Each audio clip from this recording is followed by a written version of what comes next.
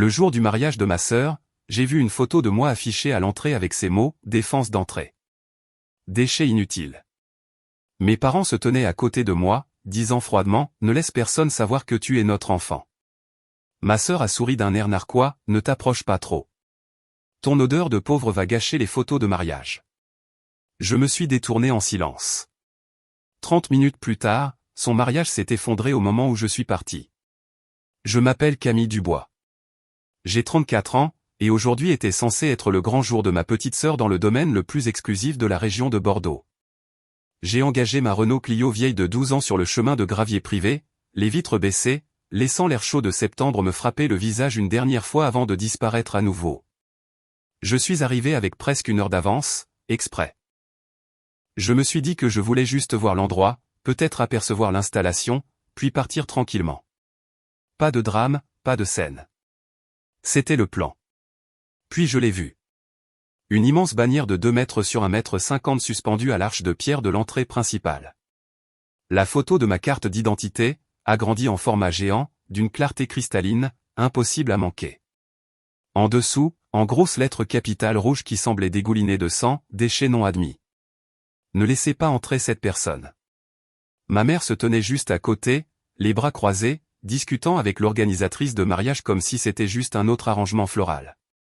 Mon père regardait sa montre, prétendant ne pas remarquer l'insulte géante avec le visage de sa fille dessus. Et elle était là, ma sœur, flottant sur la pelouse dans sa robe de créateur sur mesure, son voile traînant derrière elle comme si rien au monde ne pouvait l'atteindre. Elle m'a repéré instantanément.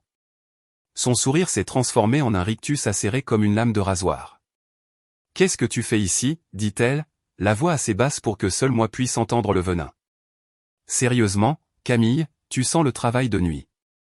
Ne laisse pas la famille de Courcy te voir dans cette robe à 20 €. » Ma mère s'est avancée, rapide, ses ongles manucurés s'enfonçant dans mon avant-bras. « Chérie, va-t'en » a-t-elle murmuré, ses yeux cherchant les appareils photo. « Ne gâche pas cette journée pour tout le monde. » Mon père ne s'est même pas retourné. Il a juste levé une main dans un petit geste de dédain, comme si j'étais une mendiante qu'il ne voulait pas encourager. Je suis resté là peut-être 5 secondes. Pas de larmes, pas de cris.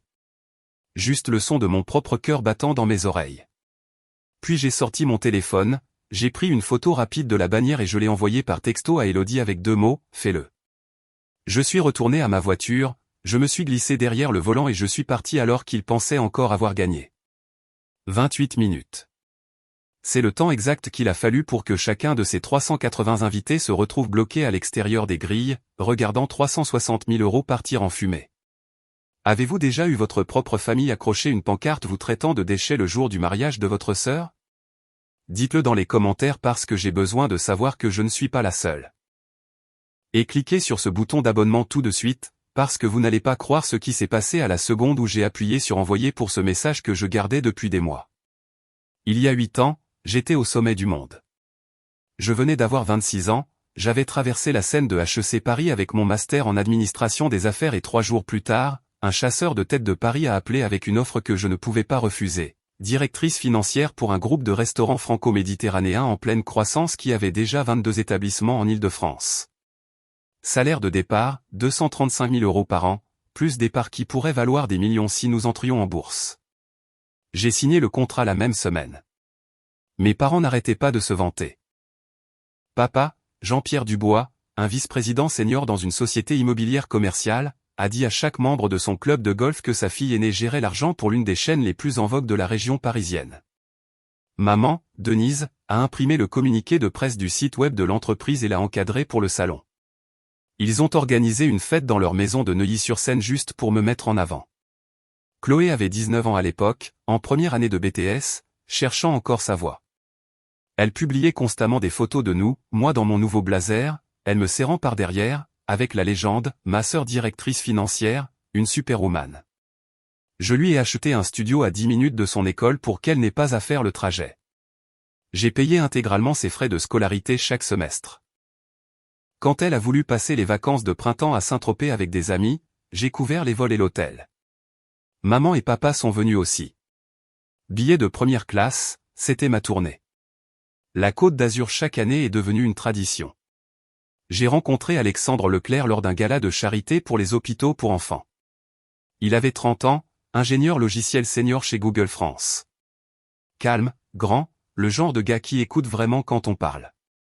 14 mois plus tard, nous nous sommes mariés sur les falaises d'Étretat. Le mariage a coûté un peu moins de 180 000 €. Ma prime en a payé la majeure partie. Chloé était ma demoiselle d'honneur. Je lui ai offert une paire de puces d'oreilles en diamant de 2 carats en guise de remerciement. Elle les a portées sur chaque selfie pendant l'année suivante. Même à l'époque, le favoritisme était là si l'on savait où regarder. Je faisais des semaines de 80 heures, prenant l'avion pour Lyon et Marseille pour des réunions d'investisseurs, pendant que Chloé faisait la fête et réussissait à peine ses examens.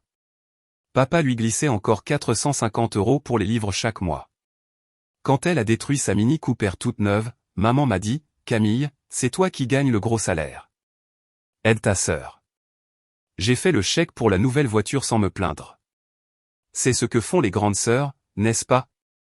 Le mariage a duré 22 mois. Alexandre a commencé à rester tard au bureau, puis les week-ends, puis des séminaires entiers à Deauville. J'ai trouvé les messages sur un vieil iPad, lui et son assistante de 25 ans planifiant un dîner, qui durait jusqu'à 4 heures du matin. Quand je l'ai confronté, il n'a même pas essayé de nier. Il voulait partir, et il voulait tout garder. La France a le régime de la communauté de biens, un partage à 50-50, simple et net, à moins qu'une partie ait de meilleurs avocats et des dossiers compromettants. Le cabinet d'Alexandre a engagé l'avocat en divorce le plus agressif de Paris. Ils ont fouillé dans les dépenses de l'entreprise et ont transformé chaque voyage d'affaires, chaque dîner avec un client, chaque cadeau que j'avais mis en note de frais en utilisation personnelle non autorisée des fonds de l'entreprise. Le conseil d'administration m'a mis en congé sans solde en attendant l'enquête. Des poursuites pénales ont été menacées. Ma propre entreprise, mes actions, ma réputation étaient en jeu. J'ai accepté l'accord qu'ils ont proposé, partir avec 10 000 € en espèces, renoncer à toutes les prétentions sur l'appartement à Paris, le plan d'épargne retraite, les options d'achat d'actions, tout. Si je me battais, il ferait traîner les choses pendant des années et me ruinerait probablement professionnellement. J'ai signé les papiers dans une salle de conférence du centre-ville, je suis sorti et je n'ai jamais regardé en arrière. J'ai emménagé dans un studio de 35 mètres carrés à Bobigny, où les murs étaient si fins que je pouvais entendre les voisins se disputer chaque nuit. J'ai postulé partout, start-up, banque, même des chaînes de grande distribution. Dès que quelqu'un voyait le trou sur mon curriculum vitae et cherchait mon nom sur Google, les entretiens cessaient. J'ai pris le poste de superviseur de nuit chez Carrefour parce que le loyer était dû et que la vérification des antécédents ne posait pas de questions sur des accusations de détournement de fonds qui n'avaient en fait jamais eu lieu. J'ai appelé mes parents le jour où j'ai commencé ma formation. Maman a répondu. Je lui ai dit que j'avais besoin d'un peu d'aide, juste jusqu'au premier salaire. Il y a eu une longue pause. Camille, a-t-elle finalement dit, sa voix douce, comme si elle annonçait une mauvaise nouvelle à une étrangère. Tu dois comprendre, les gens parlent.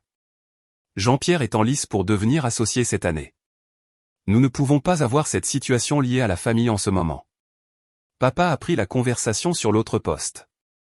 Tu as fait tes choix, ma grande. Il est temps de vivre avec. Chloé a changé sa biographie Instagram la même semaine, supprimant toute trace de moi. Les photos de la Côte d'Azur, les étreintes de remise de diplôme, le mariage d'Étretat, tout avait disparu. Son fil d'actualité n'était plus que des photos d'elle, de Louis de Courcy, son nouveau petit ami, dont la famille possédait la moitié des épiceries de luxe de France, et des couchers de soleil filtrés. Elle m'a bloqué partout ailleurs. Je lui ai quand même envoyé un texto pour son 21e anniversaire. Pas de réponse. 6 mois plus tard, elle a posté une vieille photo de nous à Disneyland quand elle avait 10 ans, avec la légende « Ma grande sœur me manque ». Les commentaires ont explosé de cœur.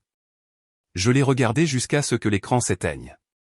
C'est à ce moment-là que j'ai réalisé que je n'avais pas seulement perdu un mariage et une carrière. J'avais aussi perdu toute ma famille.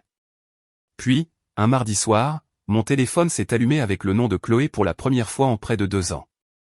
J'ai fixé l'écran si longtemps que l'appel a failli basculer sur la messagerie vocale. Quand j'ai finalement répondu, tout ce que j'ai entendu, c'était des pleurs, des sanglots bruyants et désordonnés qui ressemblaient exactement à ce qu'elle faisait à 16 ans quand elle était punie pour être sortie en douce. Camille, a-t-elle octé, j'ai besoin de toi. S'il te plaît, ne raccroche pas, elle m'a dit que Louis de Courcy, son petit ami depuis 18 mois, le fils unique de la famille propriétaire des marchés de Courcy, la plus grande chaîne d'épiceries indépendantes de France, l'avait demandé en mariage 2 soirs plus tôt sur un yacht privé à Saint-Jean-Cap-Ferrat. Il s'était mis à genoux avec un diamant ovale de 3 carats qui coûtait probablement plus que mon salaire annuel actuel. Elle a dit oui immédiatement. Il voulait le mariage au château de Valois-sur-Garonne, le domaine le plus exclusif de Bordeaux, celui que les célébrités réservent 2 ans à l'avance. Celui qui exige un acompte non remboursable de 65 000 € juste pour retenir la date. Les parents de Louis ont accepté de couvrir la moitié, mais il manquait le reste à Chloé. Elle avait déjà signé la lettre d'intention. Je sais que j'ai été horrible, a-t-elle murmuré entre 2 larmes. Je sais que j'ai disparu. Mais tu es la seule personne en qui j'ai confiance pour quelque chose d'aussi important. Si je perds cette date, je perds tout. S'il te plaît, Camille, aide-moi une dernière fois. Je te jure que je te rembourserai le double après le mariage. Elle m'a gardé au téléphone pendant 3 heures d'affilée. Elle a parlé de la robe sur mesure qu'elle avait choisie dans un atelier privé à Paris, du quatuor à cordes venant de Vienne, des installations florales qui allaient coûter 36 000 € à elle seule. Elle m'a envoyé des captures d'écran du lieu, des collines ondoyantes couvertes de rangées parfaites de vignes, des chais en pierre, une pelouse de cérémonie qui semblait sortie d'un conte de fées. Chaque fois que j'essayais de parler, elle pleurait plus fort. J'étais assise sur le sol de mon studio à Bobigny, entourée de factures impayées, écoutant ma petite sœur supplier comme elle le faisait quand nous étions enfants et qu'elle voulait que je la couvre. La même semaine, une enveloppe épaisse est arrivée du notaire de Versailles. Ma grand-mère, Mamie Rose, était décédée paisiblement 6 mois plus tôt. On ne m'avait même pas prévenu pour les funérailles. À l'intérieur de l'enveloppe se trouvait une lettre écrite de sa main et un avis de distribution d'assurance vie. Elle avait souscrit un contrat des années auparavant, à l'époque où j'étais encore l'enfant prodige. Le document me désignait comme unique bénéficiaire de 160 000 €, à me verser uniquement à mon 30e anniversaire ou à son décès, selon la première éventualité. Mes parents et Chloé étaient spécifiquement exclus. Le mot de mamie était court. Tu as été la seule que l'argent n'a jamais changé, Camille. Utilise ceci à bon escient. L'argent est arrivé sur mon compte 4 jours plus tard. J'ai pensé à toutes les fois où j'avais fait des doubles services au café du campus pour payer les cotisations de l'association étudiante de Chloé. Les nuits où j'avais conduit 45 minutes dans chaque sens pour aller la chercher à des soirées quand elle avait trop bu. La visite aux urgences en 2e année quand elle avait eu une intoxication alcoolique et m'avait appelé moi au lieu de maman parce qu'elle ne voulait pas avoir d'ennui. J'ai appelé le domaine le lendemain matin. Le responsable des événements a proposé le forfait complet, 160 000 € au total, cérémonie, réception, traiteur, bar, éclairage, tout compris. Si je payais 100% d'avance au lieu du calendrier échelonné standard, ils offraient une réduction de 25 000 €. Virement final, 135 000 €, tout rond. J'ai signé le contrat en tant que seule partie contractante, Camille Dubois. Mon nom uniquement, ma responsabilité uniquement, mes droits d'annulation uniquement. J'ai retrouvé ma meilleure amie, Élodie Martin, pour un café ce week-end-là dans le Marais. Nous avions été colocataires à HEC, et maintenant elle était avocate contractuelle dans un grand cabinet du quartier de la Défense. J'ai fait glisser l'épaisse liasse de papier sur la table. Elle a lu la clause d'annulation, section 17b, à voix haute.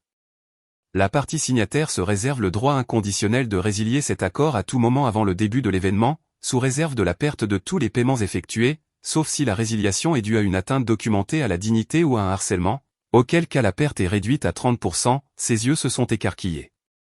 Tu es folle.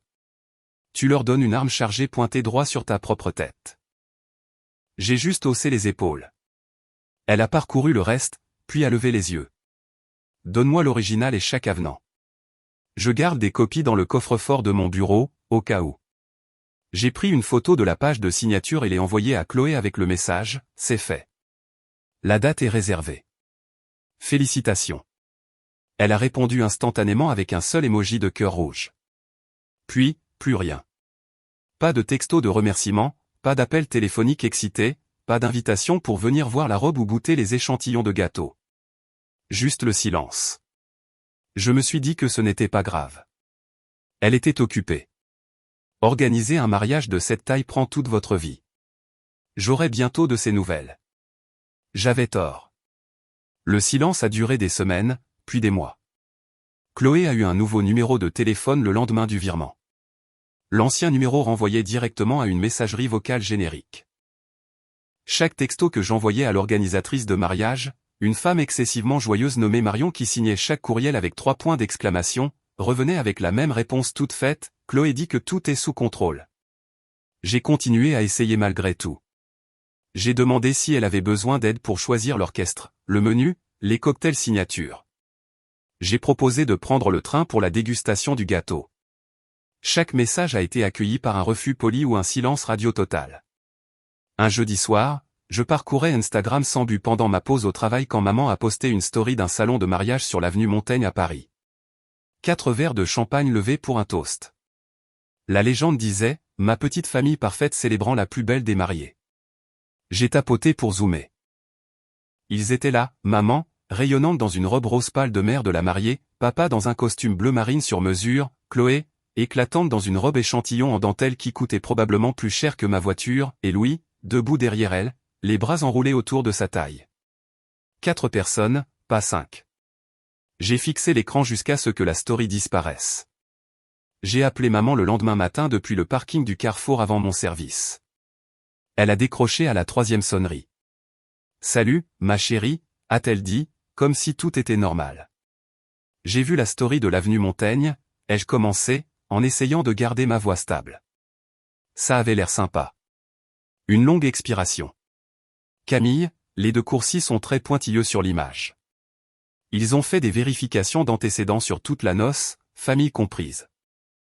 Ta situation professionnelle actuelle, le divorce, toute l'affaire du règlement. Ça soulève des questions. Nous pensons juste qu'il vaut mieux que tu ne viennes pas, pour le bien de Chloé. Je me souviens m'être agrippé au volant si fort que mes jointures sont devenues blanches. Donc, je ne suis pas invité, ai-je dit. Ce n'était pas une question. Ce n'est pas que nous ne t'aimons pas, s'est-elle empressée de dire. C'est juste compliqué. J'ai raccroché avant qu'elle ait fini sa phrase. Ce soir-là, Élodie s'est pointée à mon studio avec 2 bouteilles de Pomerol de 2016, l'un des derniers bons millésimes. Nous les avons vidées toutes les deux sur mon minuscule balcon pendant que le périphérique rugissait à 10 mètres en dessous. Elle m'a dit quelque chose que je ne savais pas. 1 an plus tôt, juste après que le règlement du divorce soit devenu public, maman avait organisé une garden party pour les dames du club de golf. Élodie avait été invitée parce que son cabinet sponsorise l'événement. En se resservant un verre dans la cuisine, elle a entendu maman rire avec ses amis au bord de la piscine. Dieu merci, il nous reste Chloé, avait dit maman, assez fort pour que les traiteurs l'entendent. Camille s'est avérée être une telle déception. Vous imaginez expliquer Carrefour aux de Courcy? Élodie était restée là, tenant la bouteille, prétendant n'avoir rien entendu. Elle a sorti une clé USB de son sac ce soir-là sur mon balcon. Chaque page du contrat du lieu, a-t-elle dit. Scans originaux, avenants, confirmation de virement, enfermés dans le coffre de mon bureau et sauvegardés sur le cloud. Si jamais tu décides de tout annuler, tu ne le feras pas à l'aveugle. Je lui ai dit que je n'en étais pas encore là. Que les liens du sang sont sacrés. Que peut-être Chloé reviendrait à la raison une fois le stress retombé. Élodie n'a pas discuté. Elle a juste versé le reste du vin et a changé de sujet. L'invitation officielle est arrivée 3 semaines plus tard. Carton crème épais, bordure dorée, calligraphie si parfaite qu'on aurait dit qu'elle était imprimée. Je l'ai ouverte avec des mains tremblantes. Monsieur et Madame Jean-Pierre Dubois ont l'honneur de vous prier d'assister au mariage de leur fille, Chloé Dubois, avec Louis de Courcy. Le samedi 21 septembre, au château de Valois-sur-Garonne, Bordeaux, France. Leur fille, au singulier. Pas, leur fille. Aucune mention d'une sœur nulle part. Pas même sur les photos de famille du site web du mariage. Chaque photo d'enfance s'arrêtait à peu près au moment où j'ai commencé à tout payer. Je suis resté assise sur mon lit, tenant cette carte pendant un long moment. J'ai pensé à appeler Chloé. J'ai pensé à conduire jusqu'à la maison de mes parents à Neuilly et à poser l'invitation sur l'îlot de la cuisine où ils ne pourraient pas l'ignorer. Au lieu de ça, je l'ai glissé dans le tiroir supérieur de ma table de nuit, juste à côté du contrat imprimé que je n'avais toujours pas eu le courage d'annuler. J'ai continué à attendre un texto qui n'est jamais venu, un appel, des excuses, quelque chose qui prouverait que j'existais encore pour eux. Le tiroir est resté fermé, le contrat est resté actif, et la date du mariage s'est rapprochée. Le 21 septembre est arrivé, clair et chaud. Je me suis réveillé à 5 heures du matin sans réveil, le genre de réveil où votre corps sait que quelque chose d'irréversible va se produire. J'ai pris une douche, enfilé la seule robe noire que je possédais et qui m'allait encore, simple, longueur genou, rien de tape à accent grave-l'œil, et j'ai laissé la boîte à bijoux fermée. Pas de bague, pas de collier, pas de montre. J'avais l'air de quelqu'un assistant à un enterrement, ce qui semblait approprié. À 5h30, j'étais sur l'autoroute A10 en direction du sud. Le trajet a duré un peu plus de 2 heures avec le trafic léger du samedi. J'ai baissé les vitres près de Libourne pour que l'odeur des vignes et du chêne sec remplisse la voiture une dernière fois. J'ai atteint l'embranchement privé pour le château de Valois-sur-Garonne à 9h15, presque une heure complète avant l'arrivée prévue des invités. Le plan était simple, me garer loin sur la route de service, longer le périmètre, peut-être observer depuis la crête où la pelouse de la cérémonie surplombait les vignobles, puis disparaître avant que quiconque ne me remarque. Je ne suis jamais allé aussi loin. En négociant le dernier virage, l'arche de pierre est apparue. Et elle était là, une immense bannière blanche tendue entre deux piliers. La photo de ma carte d'identité, agrandie plus grande que nature. Des lettres majuscules, rouges et grasses en dessous, déchets non admis. Ne laissez pas entrer cette personne. L'assistante de l'organisatrice de mariage ajustait le coin inférieur avec des attaches en plastique, agissant comme si c'était juste un autre élément de décoration. Ma mère se tenait à 3 mètres de là, sirotant un café glacé et consultant son téléphone. Papa était appuyé contre le stand du voiturier, vérifiant sa Rolex. Chloé était sur la pelouse de la cérémonie dans sa robe de mariée complète, son voile flottant dans la brise, riant pendant que le photographe dirigeait Louis pour la pose. Je suis sorti de la voiture. Chloé m'a vu la première. Son sourire s'est figé, puis s'est tordu en quelque chose de vif et satisfait. Elle a tendu son bouquet à une demoiselle d'honneur et a marché droit vers moi, sa traîne balayant le gravier comme si la planète lui appartenait. « Qu'est-ce que tu fais ici ?» a-t-elle demandé, la voix assez basse pour que seul le cercle immédiat puisse entendre. « S'il te plaît, dis-moi que tu ne prévois pas de garer cette Clio de 15 ans où les deux Courcy pourraient la voir. » Maman est apparue à mon coude, ses doigts instantanément manucurés se refermant sur mon poignet. « Camille, chérie, a-t-elle murmuré entre ses dents serrées. « Rentre chez toi. Tu vas gâcher les photos. C'est le jour de Chloé. » Papa ne s'est même pas retourné. Il a juste levé une main dans ce même geste de dédain que je me rappelais du parking 3 ans plus tôt. J'ai regardé au-delà d'eux, vers la bannière. Le soleil du matin frappait les lettres rouges si fort qu'elles semblaient humides, comme du sang frais. Quelque chose en moi est devenu très silencieux. J'ai sorti mon téléphone de mon sac, j'ai pris une photo nette du panneau, et j'ai ouvert mes messages à Elodie. J'ai appuyé sur « Appeler » à la place. Elle a répondu à la première sonnerie. « Dis-moi que tu n'es pas là. »« Je suis là », ai-je dit.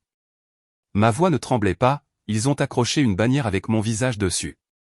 Déchets non admis. Silence pendant une demi-seconde. « Tu es sûr ?» a-t-elle demandé. Une fois que j'envoie ça, les grilles se ferment. Pas de retour en arrière. Je n'ai jamais été plus sûr de quoi que ce soit. Fais-le, ai-je dit. Conduis, a-t-elle répondu. Je m'occupe de tout. J'ai raccroché, j'ai glissé le téléphone dans mon sac et je suis retourné à ma voiture sans regarder en arrière. Je n'ai pas couru. Je n'ai pas pleuré. Je suis juste monté, j'ai démarré le moteur et je suis parti pendant que le rire de Chloé résonnait derrière moi. 15 minutes plus tard, je me suis arrêté à la station-service sur la Rocade, l'endroit le plus proche avec un café décent et une vue dégagée sur les collines. J'ai acheté un grand café noir que je n'ai pas bu et je me suis assise sur le capot de ma voiture, fixant la photo que j'avais prise. Les larmes sont venues alors, chaudes, rapides et complètement silencieuses. Ce n'étaient plus des larmes de tristesse. Elles ressemblaient au dernier morceau de quelque chose de toxique quittant enfin mon corps. Mon téléphone a vibré. Elodie, courriel envoyé. Annulation officielle en vertu de la section 17B avec preuve jointe de violation de la dignité. La direction a confirmé la réception. Fermeture des grilles dans 20 minutes. Éloigne-toi si tu ne veux pas être dans le rayon de l'explosion. Je me suis essuyé le visage, j'ai pris une longue gorgée de café et j'ai souri pour la première fois de la matinée. Ce n'était pas un joli sourire. 13 minutes après avoir quitté la station-service, mon téléphone a sonné. C'est fait, a dit Elodie, sa voix calme et sèche comme si elle lisait des plaidoiries finales. Les grilles sont fermées. Le directeur général vient de faire une annonce au haut-parleur, avis d'évacuation complète, 30 minutes pour vider la propriété.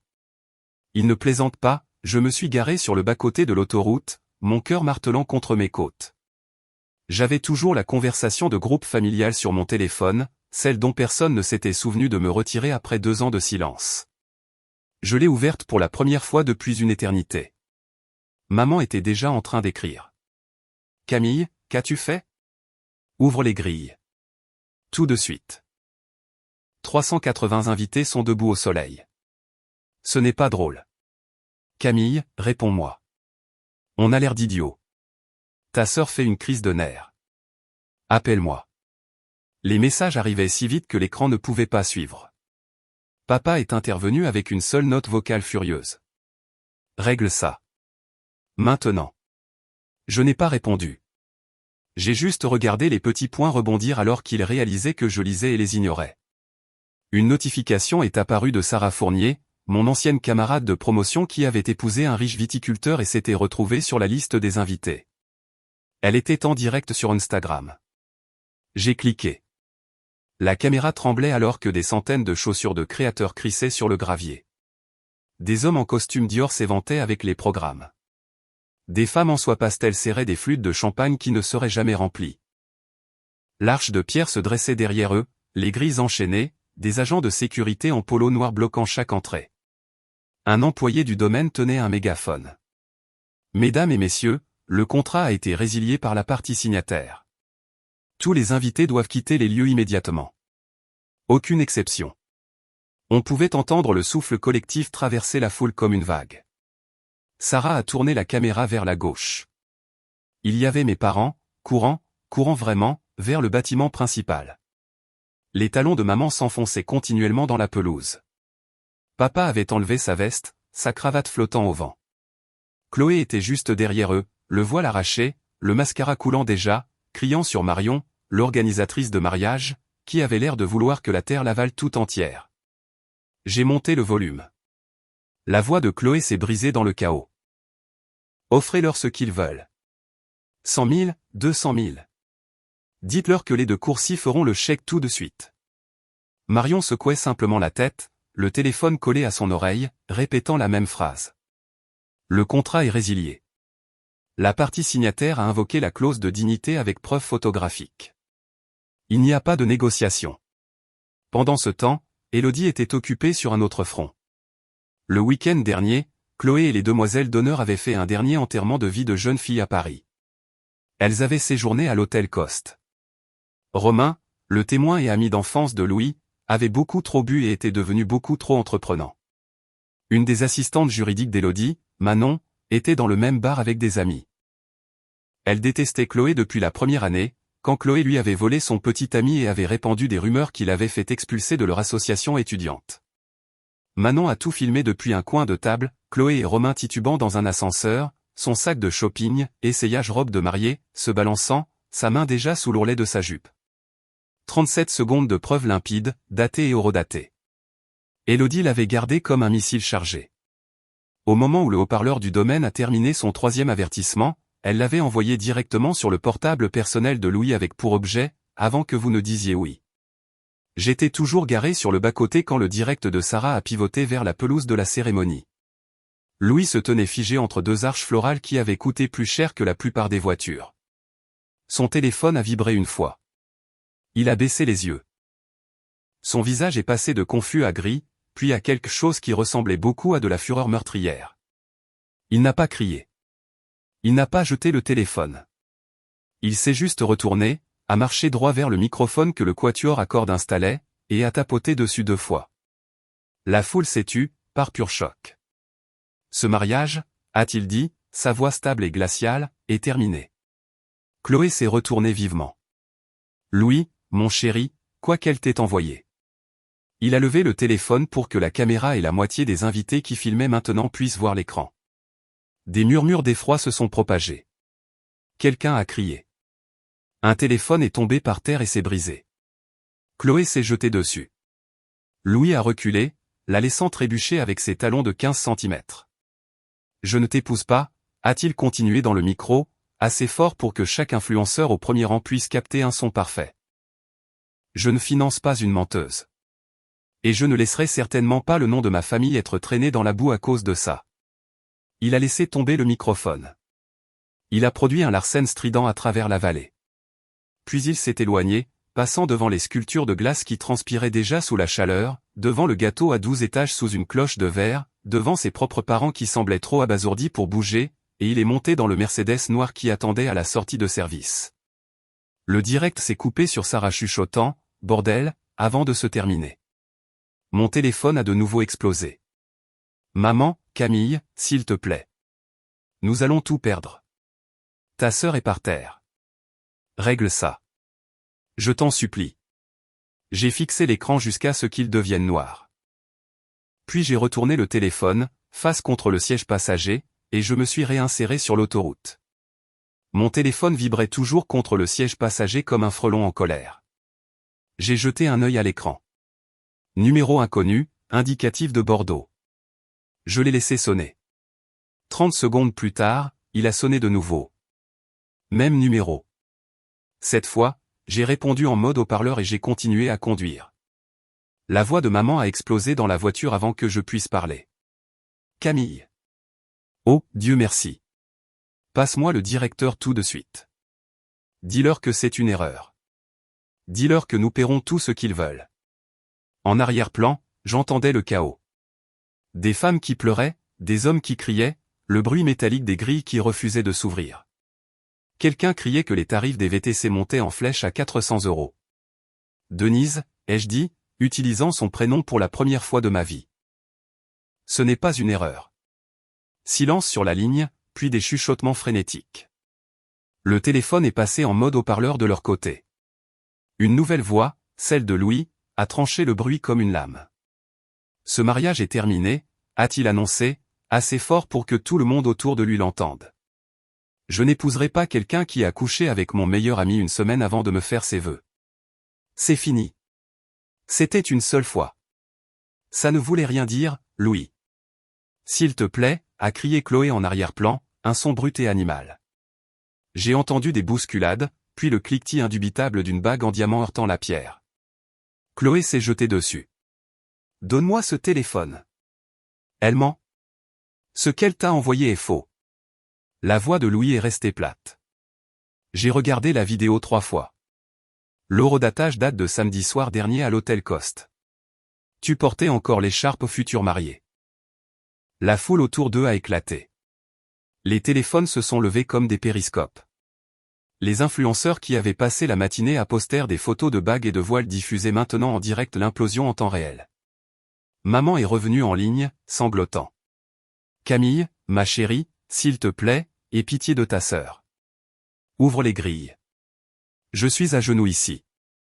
Je supplie littéralement le directeur général, et il ne veut même pas me regarder. Chloé a ensuite attrapé le téléphone. Sa voix était éraillée. Espèce de psychopathe. A-t-elle hurlé. Tu as ruiné ma vie. Tu es folle. J'ai attendu qu'elle soit à bout de souffle. Puis j'ai parlé, calmement et clairement. Maintenant tu sais quel goût a le déchet. J'ai mis fin à l'appel. Le téléphone a sonné de nouveau immédiatement. Maman, papa, Marion l'organisatrice de mariage, même quelques cousins à qui je n'avais pas parlé depuis des années. Je les ai tous bloqués, un par un, jusqu'à ce que le seul son dans la voiture soit le ronronnement des pneus sur l'asphalte et le vent s'engouffrant par les fenêtres ouvertes. Je les ai baissés complètement et j'ai laissé l'air chaud de la vallée me gifler le visage. Pour la première fois en 8 ans, ma poitrine ne me faisait pas mal quand je respirais. J'ai conduit vers le sud sur la nationale, passant devant des rangées de vignes qui viraient au doré sous la lumière de septembre, devant des salles de dégustation qui seraient bondées demain de gens prétendant que leur vie était parfaite. Je ne me suis pas arrêté avant d'atteindre le pont d'Aquitaine, puis je me suis garé sur l'aire de repos d'où l'on peut voir tout l'estuaire scintiller en contrebas. Je suis sorti, je me suis appuyé contre le capot et j'ai ouvert mon application bancaire. Le solde du compte affichait encore 29 000 € restants après le paiement du lieu, plus qu'assez pour disparaître pendant un certain temps. Une autre notification est apparue, une nouvelle demande Lydia de Chloé pour 65 000 €, avec la mention « Tu me dois des dommages et intérêts pour préjudice moral ». J'ai éclaté de rire, si fort que mes yeux se sont remplis de larmes, et je l'ai refusé. Puis j'ai complètement supprimé l'application. Mon téléphone était enfin silencieux. Je suis resté là jusqu'à ce que le soleil ait brûlé les derniers frissons matinaux de ma peau et j'ai réalisé quelque chose de simple et d'énorme. J'étais libre. Plus d'attente d'excuses qui ne viendraient jamais. Plus d'espoir que les gens qui m'avaient rejeté voudraient un jour de moi. Ils avaient fait leur choix le jour où ils avaient accroché cette bannière. Je venais de faire le mien. Je suis remonté dans la voiture et j'ai repris la direction du nord, non pas vers Paris, mais vers la côte atlantique. La route de la côte m'appelait, et je n'avais plus rien à perdre.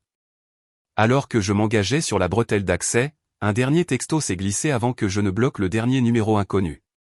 Maman, nous sommes vraiment désolés. S'il te plaît, rentre à la maison. Je l'ai lu une fois, puis j'ai éteint le téléphone, je l'ai jeté dans la boîte à gants et j'ai appuyé sur l'accélérateur. La route se déroulait devant moi comme un pardon dont je n'avais plus besoin de personne. 6 mois plus tard, je vivais sous un ciel différent. Nantes m'a accueilli avec une bruine constante et une odeur d'eau salée mêlée d'espresso. Élodie m'avait mis en contact avec un recruteur senior chez Airbus. 3 entretiens plus tard, j'ai accepté un poste de directrice des opérations logistiques pour un salaire de base de 85 000 €, plus des primes trimestrielles et de véritables actions. J'ai loué un studio au 12e étage sur l'île de Nantes avec des baies vitrées donnant sur la Loire. Les jours de beau temps, je pouvais voir les bateaux naviguer vers l'estuaire. J'ai acheté de nouveaux meubles, de vrais meubles, pas les trucs en aggloméré que j'avais traînés d'appartement en appartement. J'ai accroché une seule photo encadrée au mur, moi et Mamie Rose à ma remise de diplôme de HEC, toutes les deux riant comme si nous connaissions un secret que le reste du monde n'avait pas encore percé. Le reste de la famille ne riait pas. Le domaine a gardé 70% de mon paiement, soit 94 500 €, en vertu de la clause de dignité. Les 30% restants couvraient à peine les acomptes du fleuriste, du photographe et du gâteau qu'ils avaient déjà versé. 52 000 € partis en fumée. Les deux coursiers ont exigé le retour de chaque cadeau, jusqu'aux robots de cuisine en cristal et aux ensembles de linge monogrammés. Ils ont coupé tous les ponts publiquement et ont discrètement retiré le nom du bois de toutes les futures listes de galas de charité des marchés de Courcy. Louis a intenté un procès aux petites créances pour la bague de fiançailles de 3 carats. La loi française est claire, une bague de fiançailles est un cadeau conditionnel. Si le mariage est annulé à cause de la faute du destinataire, elle doit être rendue. Chloé s'est battue pendant 3 mois, puis l'a rendue le jour où le juge l'a menacée d'une astreinte. Elle a posté un selfie en larmes le même après-midi avec la légende « Certaines personnes ne savent que détruire ». Les commentaires ont été brutaux. Mes parents ont mis la maison de Neuilly en vente en novembre.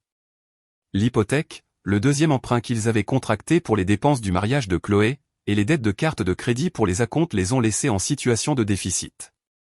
Elle s'est vendue à perte. Ils ont emménagé dans une chambre d'amis chez tante Sylvie à Limoges, à 3 heures au sud et à des années-lumière de la vie de club de golf qu'ils aimaient tant afficher. J'ai appris la plupart de ces choses par des intermédiaires. Des connaissances communes qui avaient encore pitié de moi m'envoyaient des captures d'écran. Quelques-uns ont envoyé des messages directs. Ta sœur a mauvaise mine. Ta mère a vieilli de 10 ans d'un coup.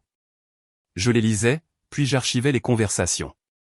Un dimanche matin de mars, un texto est passé à travers les mailles du filet, d'un numéro que je n'avais pas encore bloqué. Maman, il ne nous reste rien, Camille. La maison est partie. La tension de ton père est au plus haut. Chloé n'arrive même pas à décrocher un entretien d'embauche. S'il te plaît, nous sommes ta famille. Je suis resté debout au comptoir de ma cuisine, le café refroidissant dans ma main, et j'ai fixé le message pendant un long moment. Dehors, la pluie striait les fenêtres de lignes argentées. Une péniche glissait, lente et régulière, en partance pour un endroit lointain. Je n'ai rien tapé. J'ai appuyé sur « Bloquer ». Puis j'ai marché jusqu'à la fenêtre, j'ai posé mon front contre la vitre froide et j'ai regardé la ville continuer sa vie sans moi. Je n'étais plus un déchet. J'étais celle qui était partie, qui payait ses propres factures, qui dormait toute la nuit sans cauchemar et qui se réveillait avec une vue que la plupart des gens ne voient que sur des cartes postales. J'étais celle qui s'était sauvée. Le téléphone est resté silencieux après ça. Plus de supplications. Plus de tentatives de culpabilisation déguisées en inquiétude. Élodie est venue pour un long week-end en avril. Nous avons bu du vin sur mon balcon pendant que le ciel virait au rose au coucher du soleil. Elle m'a dit que le cabinet l'avait nommée associée, la plus jeune du groupe des contrats. Nous avons trinqué avec les beaux verres, ceux que je m'étais achetés. Tu l'as fait, a-t-elle dit, en heurtant son verre contre le mien. Tu l'as vraiment fait. J'ai regardé l'eau et j'ai senti quelque chose s'installer dans ma poitrine, de solide, de permanent, à moi. Je l'ai fait, ai-je dit.